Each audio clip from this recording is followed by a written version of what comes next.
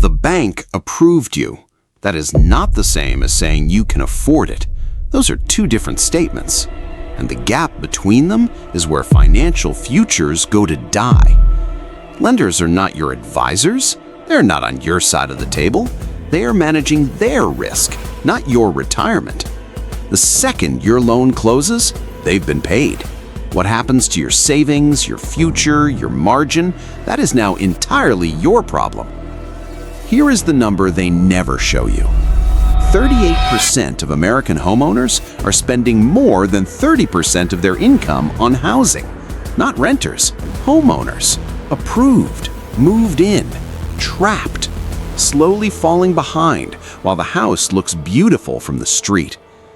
Today, 3 salaries, 3 buyers, 3 versions of the same trap, and the one number that determines whether you're building wealth or financing the banks.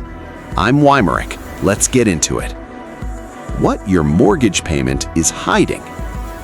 Your mortgage payment is not your housing cost. It is the floor.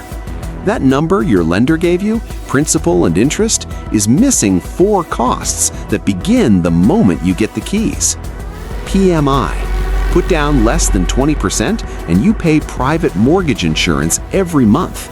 On a $350,000 loan, up to $437 a month.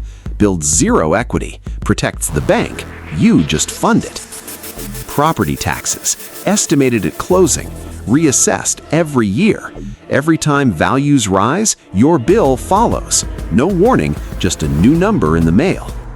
Insurance, mandatory, exploding.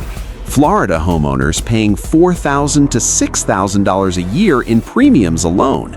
In some counties, insurance didn't make the home expensive, it made it unlivable. Maintenance, 1% of home value annually, not for upgrades, just for survival. The roof, the HVAC, the water heater that fails on a Tuesday at midnight. On a $350,000 home, $292 every month just waiting for something to break. Add all 4 to your mortgage. That is your real number, and it is always, always higher than what the bank showed you. The concept that changes everything. One concept, the most important thing in this video. Your wealth building margin. Monthly take-home pay, minus every housing cost, mortgage, taxes, insurance, PMI, maintenance reserve. What remains? That number must be at least 15 to 20% of your take-home. That is your retirement, your investments, your emergency fund, your actual future. If that margin doesn't exist after you buy, you don't own the home. The home owns you. Marcus, 31, $60,000 a year. Take home, $3,900. Good credit, no debt, 3 years of careful saving. By every standard, ready. Bank approves him for $210,000. Mortgage, $1,100 a month. Sounds manageable. Let's finish the math. PMI, $150. Taxes, $220. Insurance, $100. Maintenance, $183. Real housing cost, $1,753 a month. 45% of everything he earns after taxes. Wealth building margin, 0. Marcus's paycheck arrives already spent. Every dollar assigned before it clears his account. No 401k, no emergency fund, no cushion for the water heater that will fail, and it will fail. The bank called this affordable. Marcus is one unexpected bill away from missing a payment. He didn't buy a home. He bought a ceiling he cannot grow past. Marcus's problem is obvious. Lauren's is invisible because her life looks like success. Lauren, $100,000. Take home, $6,200. Bank approves her for $380,000. She's disciplined, buys lower, puts 10% down. Real monthly housing cost, $3,210. 52% of her take-home pay. From the outside, she has everything: the house, the neighborhood, the life that looks right. In the spreadsheet, she is drowning in slow motion. No real retirement contributions, no investment account, one HVAC failure away from $9,000 on a credit card at 22% interest. And the most dangerous part? She has no idea.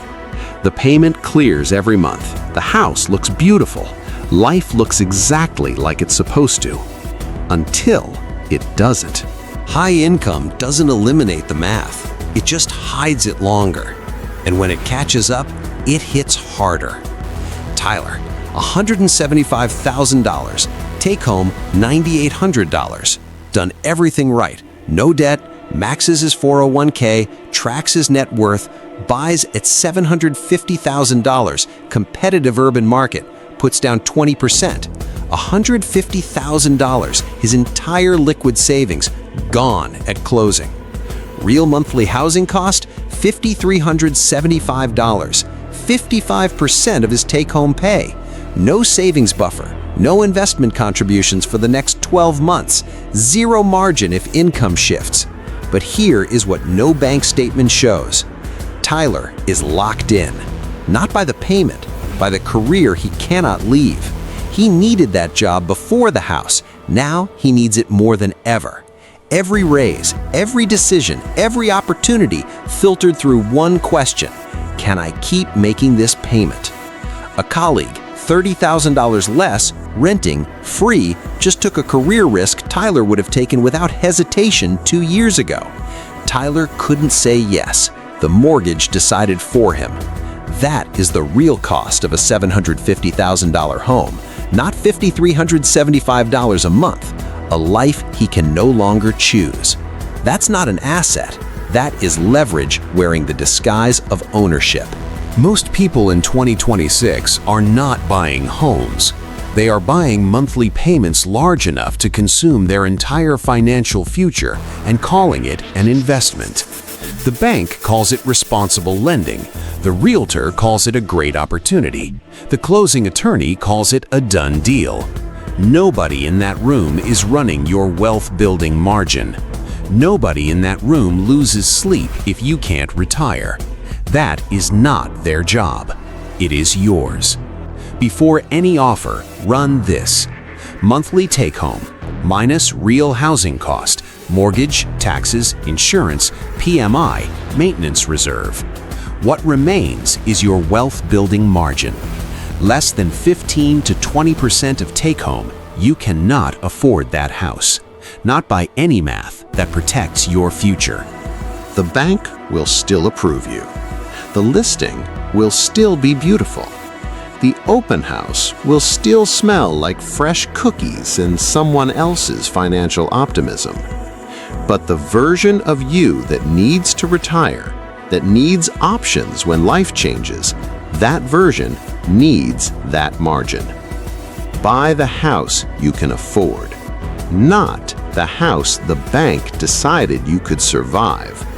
Because here is what nobody in that closing room will ever say out loud. The bank gets paid either way. You don't. Run your wealth-building margin before you sign anything. I'm Whymeric. The numbers don't lie. Subscribe to Whymeric.